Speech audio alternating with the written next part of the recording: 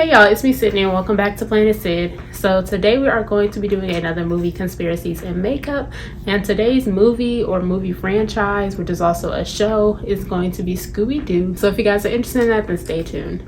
So I'm really excited for this movie, Conspiracies and Makeup, because I love the Scooby-Doo movies. Like, they are just like a piece of childhood nostalgia, so I'm really excited. And I'll also be using my makeup brand Box Office Beauty, so just be sure to check the description box and you guys will see all the products that I used. And also, I hope I am making improvements. I did get a microphone, this little thing. I don't even know if y'all can see it, but I got a microphone, so hopefully my audio quality has improved a little bit. Just let me know in the comments down below. And we have 9 different conspiracies to look at while I do my makeup, so let's get into it. So yeah, I'm about to get started on my eyebrows, and I'm just using the mirror from my blush palette. So the first conspiracy theory that we're going to look at is the one that says Scooby-Doo is a Soviet space dog. Apparently this is like one of the more popular ones because this specific theory kept on popping up as I was researching for this video. And here I am still struggling on how to fucking talk and do my makeup. But basically this theory was birthed on Reddit, and it points out how the show's main mystery, because of course the title of the show and the entire franchise is Scooby-Doo, Where Are You? And you know, they solve mysteries. But the show's biggest mystery, which never gets solved or even questioned, is how does Scooby-Doo know how to talk? Because he is a dog after all, and of course this is a fictional franchise, so I mean, talking animals on TV is nothing new. But nobody ever questioned it, so why does Scooby-Doo know how to talk? And so basically on Reddit, they connected him being able to talk as a dog with him being a Soviet space, in a way like a test dog for the Soviet Union during the space race in like the 1960s. Also very random, but I did do a video on my channel a couple months ago about the privatization of space travel and the billionaire space race, so if you guys are interested in that, then y'all should check that out. Basically this theory is saying that Scooby was a test dog for the Soviet Union during the first space race in like the 1960s, and this makes sense because the show does take place during the 1960s. That's when the show first went on air, and so it takes place during what would be the space race. But then also, this is also around the time or after the time that the Soviet Union has sent that dog to space. In this theory, they're basically saying that one of the dogs that they experimented on for the space race to send a dog up to the moon was Scooby-Doo. But it is believed that Scooby had somehow escaped his way from the Soviet space dog program with one of the scientists from that program as well. So one of the scientists got attached to Scooby, so him and the scientist ended up fleeing from the Soviet Union. And also in this theory, they theorized that Scooby was not only like a test subject, but they also wanted him to breed because Scooby knew how to understand commands and how to interpret human behavior, which is obviously very good for a dog. So they wanted him to breed and everything. So that's also another reason why the scientist got attached to him as well. So they wanted him to breed more puppies who could understand commands and who could be taught how to control the satellites in space, which is insane. But a part of me wants to believe that because humans are insane, and if they see something that is profitable or that could advance them and their country, they're going to exploit it. And this theory also believes that Scooby was the best of his training class, I guess, in the Soviet space dog program, because Scooby of course knew how to understand commands and he could also imitate human speech patterns. And so they wanted to replicate that, so that's why they wanted him to be a breeding dog. So basically after Scooby and this scientist fled from the program, eventually the scientist dies, which leaves Scooby alone. And so of course Scooby wants to find a new family, and that's when he lands upon the gang. And this theory is so popularized and so believed as well, because in the theme song, of course, it's like, Scooby-Doo, where are you? As if like somebody's looking for him. And if this is true, if he was a space dog who fled from an international space program from a different country, then the CIA would, of course, be looking for him. So that's also another reason why. Because like in the theme song, they're asking, Scooby-Doo, where are you? But then to take it even further, Scooby-Doo and the gang do travel in a van. So they're always on the go. So this is the perfect scenario for Scooby, for anybody who will be on the run and trying to stay away from the law. So that's why that theory is really believed. And yeah, that's the Scooby-Doo Soviet space dog theory. And I'm just using the shade Dialogue, this dark brown color, just to put on my outer lid. So anyways, moving on to the next theory. The next theory is that Scooby and the gang are all draft dodgers, which I find this like as one of the more believable ones out of all of these, because they are all real hippie like, and this did, like, the series did debut during that time period. And just looking at them and their aesthetics, it's really not that far-fetched to believe that they're all kind of hippies and who wouldn't be down for the war, and especially the men being drafted. But basically this theory believes that the entire gang are all draft dodgers. And I'm just about to go in with Big Screen, which is this really rich dark blue color. Yeah, they're saying that they're all draft dodgers, and it makes it kind of believable to me because this took place in 1969 during the Vietnam War, and any and every man who was able-bodied was getting drafted. So it doesn't make sense as to why it doesn't make sense as to why Fred and Shaggy are there the entire time, because they are presumably of age, so why aren't they getting drafted? And of course, just looking at their aesthetics, it is implied that Shaggy is a hippie, which isn't hard to believe. So it isn't hard to believe if he did not believe in war. And apparently earlier in the series, Velma was vocal about being anti-war. And again, they all travel in a van. So they're technically on the run, but it's believed that, you know, they're on the run and they're trying to make their way to Canada. I don't know, I kind of believe that one because they are real hippie-like. It makes it even more believable because, of course, a character like Daphne, her and Fred were together, and of course they were obsessed with each other, so she didn't want her man going off to fucking war and probably dying. And Shaggy was just there, you know, with the vibes. He did not want to go off to war. I don't know, I was really feeling that one. And I'm just blending these two in together. I'm not really sure which direction I'm gonna go with this. I think I'm using Big Screen right now, which is this deep blue, but then I think I'm gonna go in with this tealish blue opening scene, and then maybe a little bit of the light blue single take.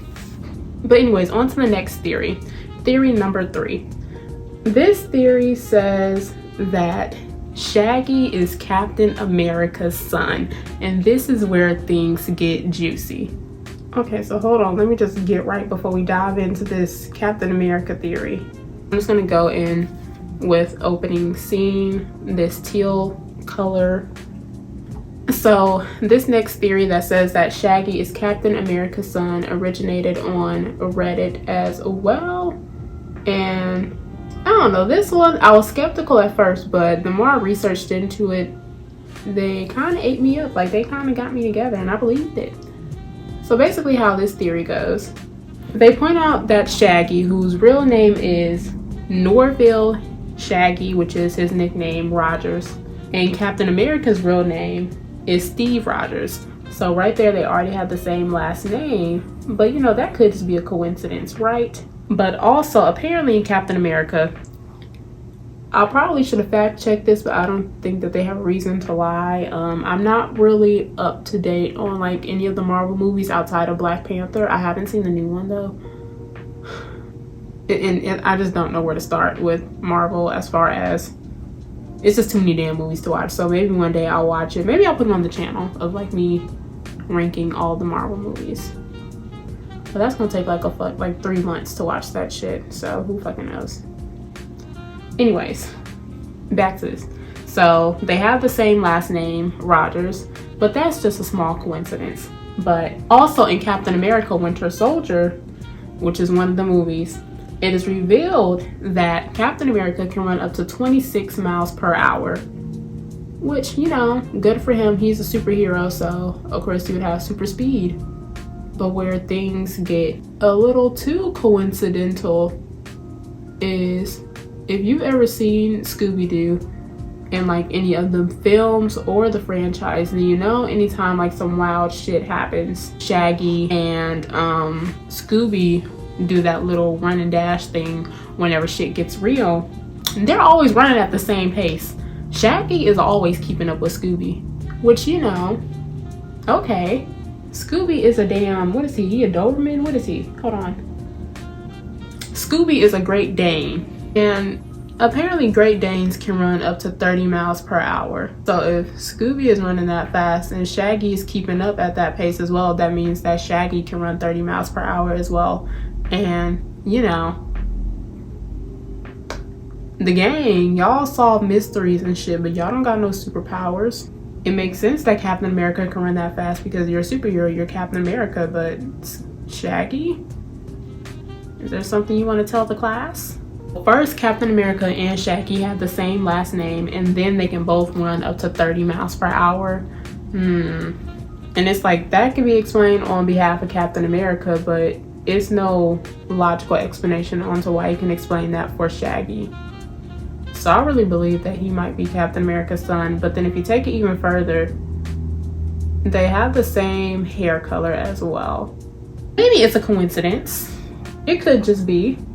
Maybe instead of it being one person who can run 30 miles per hour, it's two people. So anyways, let's move on to the next theory. Theory number 4. This one is the red shirt Shaggy theory. That's what I'm going to call it. If you watch any of the earlier seasons of Scooby-Doo, if you did watch the actual show, you know it would be like random ass times where Shaggy would be wearing a red shirt. Like the whole cast kind of got their own makeovers to where they had like more, I don't know, relevant, fashionable outfits. But instead of him just having, I don't know, like a nicer green shirt, they gave him a red shirt, which is very odd because Shaggy wears green with the brown slacks. So I'm just gonna read this theory directly from the site because it did get a little confusing and it's very detailed. So basically on the site, it says that, quote, the theory is that after events that haven't happened yet in the Scooby-Doo timeline, the group gets split up and Shaggy, Scooby, and Scrappy, which is the little tiny dog, travel the US doing temporary jobs since the group split up. So that's just the first part of it. So basically this theory relies on saying that, like basically saying it's like multiple timelines. I'm getting with it. This is cute, bitch. This is cute. After events that haven't happened yet in the Scooby-Doo timeline, the group gets split up. So Shaggy, Scrappy, and Scooby travel the US doing temporary jobs. And since the group split up, Shaggy had to take on a new identity. So simply buying new clothes wasn't enough for him to go unrecognized. And so on the website it says, get ready because here comes some serious stuff. So get ready. So after those events to come, Shaggy blows all of his money on a new car to drive into the deep south and retrieve his inheritance in Scooby-Doo and the Boo Brothers. And so having taken all the money, Shaggy foolishly blows all the money on a different, newer car. So he searches for a new job, finally finding one as a coach at Miss Grimwood's finishing school, in Scooby-Doo in the Ghoul School. And then so continuing on the red shirt theory, and then so Shaggy is then spotted by one of his students' fathers, which is Count Dracula himself. So Count Dracula himself turns Shaggy into a werewolf so he can complete his savage, barbaric, deadly race. Shaggy then escapes and returns to human form, but he enters a time vortex in the process. So then Shaggy is then sent back to the past, which is the future Scooby-Doo movies, which is the movies that we see like the live action ones and all the other animated movies as well. So he sent in the time vortex and he sent back to those movies. And in this article, they said that that's why he's in the same economic state as what we see in Zombieland. So in conclusion, Shaggy is a slave to time travel and must live out an endless existence in a full loop, never tasting the sweet taste of death. Every time you watch a Scooby-Doo movie is just another iteration of his endless existence, all for your petty entertainment. Them having different timelines would be really interesting, and it would kind of make sense because they've kind of existed across way too many decades, but they haven't really aged. Well, they haven't aged. They're still young teenagers or young 20-somethings. And so basically they're saying that it's 3 different timelines. And one timeline was him with Scooby and Scrappy. And then that's when he had to assume his new identity, hence the red shirt. And then another one was when he was at the school, but then he got found out by Count Dracula. And so his third identity was after he got turned into a werewolf, he went to another time zone, which is the movie time zone, to escape that. But he's just stuck in a time loop now.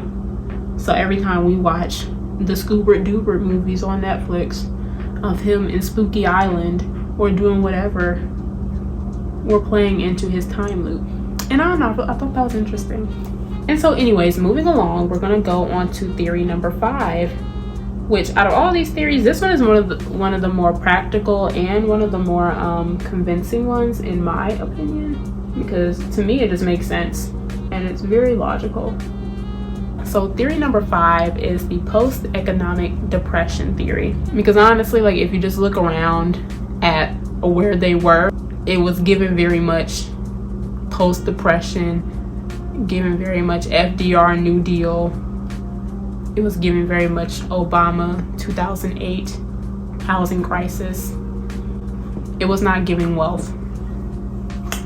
So in my opinion, this theory is the most believable, but basically it makes sense that they're all in a somewhat economic depression because every place that they visit is like the fucking slums, ruins. It looks like a fucking ghost town, literally. And it just, every place that they visit, it doesn't matter where or if it's on a show or like in a movie or whatever, everything just looks so run down and abandoned. And it doesn't look like it's like just the bad area of town. These look like they're once nice places, but it's given very much depression. And then so in this theory, they point out that everybody who's like a monster who ends up getting caught, they're always like high profile people, whether they be like doctors or scientists or like celebrities or athletes or something. Like these are always people who should have money and who shouldn't be doing like crooked jobs or doing weird things to like get money. But if you in economic depression, you gotta do what you gotta do.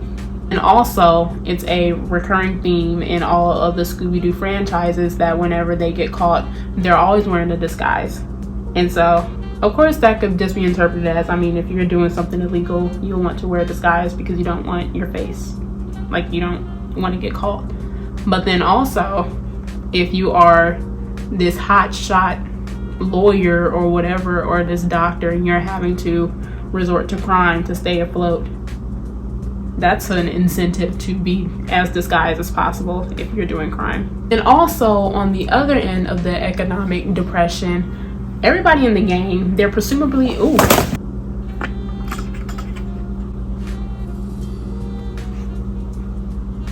anyways, I don't know where the fuck I was at. Anyways, I'm gonna let that sit. So anyways, back to our post-economic depression fucking theory before I was rudely interrupted. Along with celebrities and like people of status doing all this crime to stay afloat, on the other end, that would explain why the entire gang is running around and we never see them in school. So it will be assumed that like the entire society kind of collapsed due to the economic depression, which resulted in school shutting down as well. And furthermore, it would explain why the entire gang don't have a home either. They all doing the van life movement and shit. They all seem to be traveling with no real destination. Like, they're just going and then they find somebody who's doing crime and then they just go to the next city. And also, that will also explain Shaggy and Scooby's over enthusiasm whenever they came across real hot food, because it could also be assumed that Shaggy could not afford to feed him and his dog real food. They survived off of Scooby snacks, so whenever they did get a chance to actually get real human hot food, they were ecstatic. Which, if you haven't had a hot meal in a week or something, you've been eating fucking Scooby crackers or whatever the hell, I would be excited too. So that is it for the economic depression theory, which I find very believable. And now on to theory number 6. This one is my fave theory, and I feel like this is like one of the more popular ones just in pop culture in general, and it was actually like low-key confirmed recently. But this is the Velma is a lesbian theory, which, I mean, if you have eyes, Velma is obviously a gay icon in her own right, as she fucking should be. The theory about Velma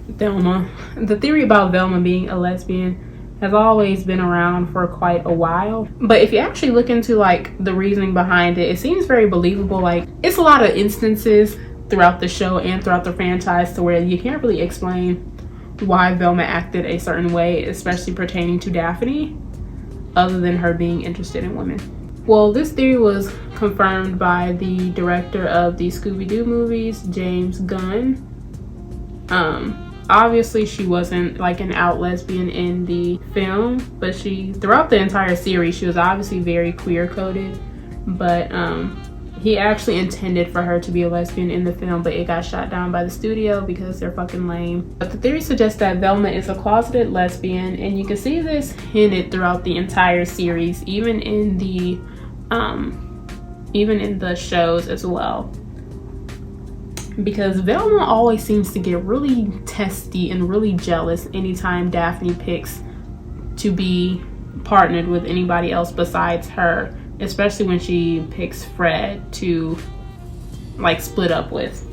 And apparently Velma even dated Shaggy at one point, but it's believed that he was her beard, which is more believable because honestly, like, Velma is a very educated type of woman, so I don't know why she would want to date somebody who's presumably like a pothead like Shaggy, who puts his dog before her.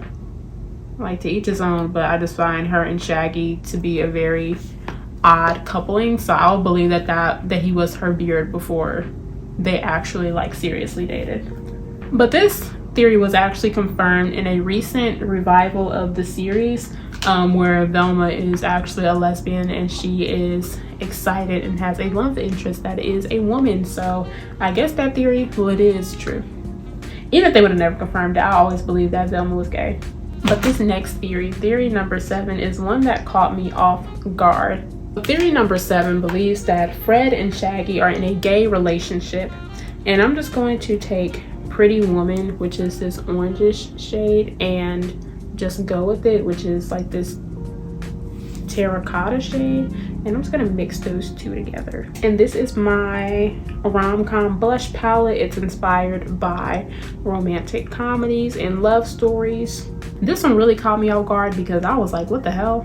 But basically in this theory, it states that, quote, the evidence to back this up points to an episode where the gang is celebrating Valentine's Day. It's a Valentine's Day episode, but everybody kind of goes off and does their own thing, and Fred and Shaggy end up leaving together.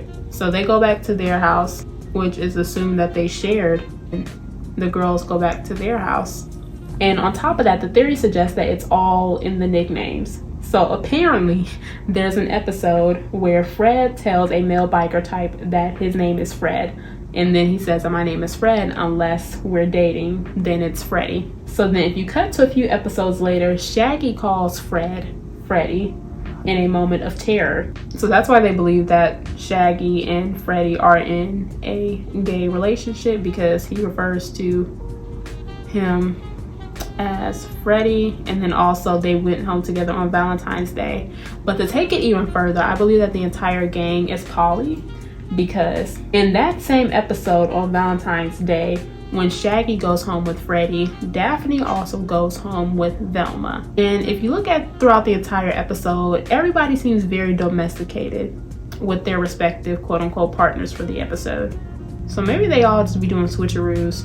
Now, I did my highlighter and blush, and I also did my eyeshadow using the Script eyeshadow palette, which is inspired by a movie script, and then my rom-com blush palette, which is inspired by a romantic comedy, and then my Golden Glams highlighter palette, which is inspired by the Golden Globe Awards. I'm going to put on my lashes, which it looks like what is it called? Like the Showtimes whenever you go see a movie. So Box House Beauty is now presenting vegan mink lashes. So all of my products are vegan, so no animals were harmed or tested on. And then inside the box it says that these lashes have been approved for all audiences by Box Office Beauty. So this is kind of like the disclaimer that you get whenever you go see a movie, and it's like that green screen. And the style I'm going to be using, we have 6 different styles, but the one I'm going to be using, I believe it's Drama. I'm going to put it on the screen if I'm wrong though. But yeah, these are actually my favorite lashes. So now we're on theory number 8, which is that the entire Mystery Inc. Incorporated gang is a cult. I'm gonna put on my eyeliner. This is from my brand as well. This is also an adhesive eyeliner, so it can double as an eyeliner, but then also a lash adhesive. And we have 3 different shades. We have clear ones where you get a stamp color on top of it. We have black, of course, and then we have a pink shade as well. So I'm just gonna put on my eyeliner. The 8th one again is that Mystery Inc. is a cult, but this theory believes that Velma is the one who is running the cult, and she's like the brains behind it. Velma is the brains, but she's using Freddie and his charming looks as a way to be the face of it and to recruit in like real. Oh, Leo, don't do that again.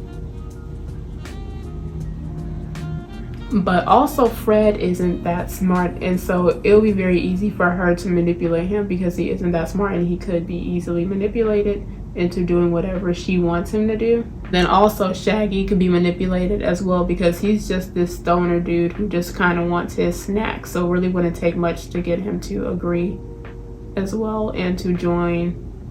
And also Daphne isn't the smartest. Like, I don't want to say she's dumb because she's not, but Daphne isn't the smartest. And so, oh my god, I just fucked this up. Hold on.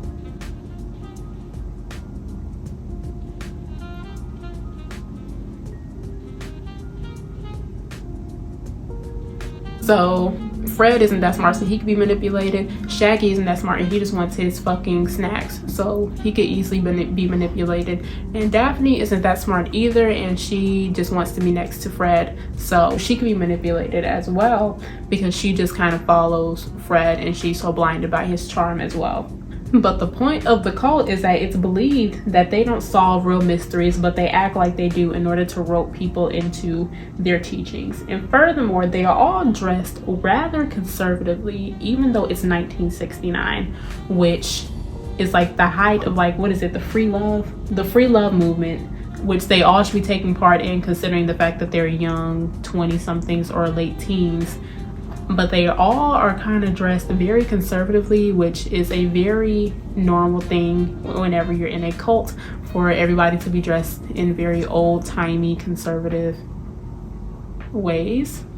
Yeah, like, that's really odd. And I don't know, like, the dressing part kind of got me because, like, why are y'all dressed like that? Like, they're not dressed bad, but it is the 60s. You should be dressing how a normal young 20-something would be dressed as during that time period. Like, this was during the sexual revolution and everything. And niggas didn't want to go to war and shit. So why isn't your wardrobe reflecting that? But yeah, I don't really know what Velma's incentive would be to run a cult. But then also, a lot of people don't really have an incentive to run a cult other than just wanting followers and power. And she is a smart girl, so who knows? But anyways, I'm gonna put on this last lash. I'm gonna put on this last lash, and then we're going to move on to our ninth and last conspiracy theory. Bitch, if I can get this shit on. The ninth conspiracy theory is that Shaggy is a wizard. And I found this one to be the most outlandish, but low-key the most believable, because it's so much shit that they don't really have any real other way to explain their way out of. I can't really come up with any logical explanation outside of wizardry and magic. So basically, it suggests that he is a wizard, but it's just too high and just too out there to realize it himself. But this can be proven in multiple episodes where Shaggy would levitate, he would paint doorways that would work and he would open up. And then he even said that he could hold his breath for 3 hours in an episode. Then in one of the episodes titled High Rise Hair Raiser, he quote unquote cast a spell and he invoked other magical beings to come out of the woodwork and help him. None of the other characters have ever done anything remotely like this in the entire franchise, or in like any of the episodes, or in any of the movies. So obviously Shaggy, he got something up his sleeve, but he's just probably too out of it and too high to even think twice. And I guess everybody else just doesn't pay attention. So that one I wholeheartedly believe, because I mean, it happened in the episode, and I can't really come up with any logical reason as to why he can cast a spell and paint a doorway that opens. So yeah, those are the conspiracy theories. And yeah, I hope you guys enjoyed this video. This is the final look. I really like this blue. Like, I'm feeling the blue, the bronze. I hope my wig didn't slip too far back, but if it did, then we're just gonna act like it didn't. But yeah, I hope you guys enjoyed this video. Thank you guys so much for watching. Also, be sure to check out my clothing brand, Main Character the Label, and my makeup brand, Box Office Beauty. Those are all the products that I use, and they'll be listed down below. And yeah, I hope you guys enjoyed this video. Thank you so much for watching, and I hope you guys feel safe and seen wherever you are, and I hope you guys are finding joy and fulfillment on your journey of self-expression. Until next time.